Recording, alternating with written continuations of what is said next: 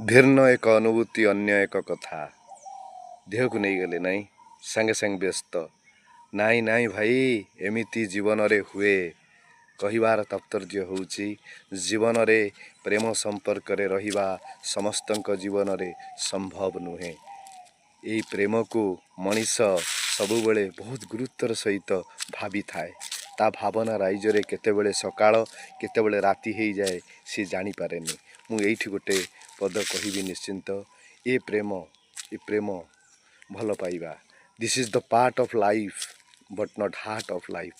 ଯେତେବେଳେ ଆପଣ କୌଣସି ଘଟଣାକୁ କୌଣସି ସେ ପ୍ରେମ ବୋଲି ଆମେ କହିବା ତା ନୁହେଁ, କୌଣସି ସମ୍ପର୍କ ବି ହେଇଥାଇପାରେ, ତାକୁ ଆମେ ଯେତେ ଗୁରୁତ୍ୱର ସହିତ ଭାବିବା ସେତେ ଆମେ କଷ୍ଟ ପାଇବା ନା, ତାକୁ ଜୀବନର ଗୋଟିଏ ଅଂଶ ଭାବରେ ଗ୍ରହଣ କରିବାର ଅଛି।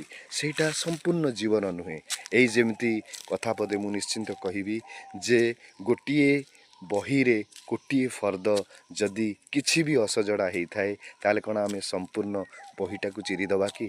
ତେଣୁ ଜୀବନରେ କଷ୍ଟ ଆସିବ, ଦୁଃଖ ଆସିବ, ତଥାପି ମଣିଷ ଏଇ ସମ୍ପର୍କରେ ନିଜକୁ ଅତିବାହିତ କରିବା ଶ୍ରେୟସ୍କର। ଜୟ ଜଗନ୍ନାଥ।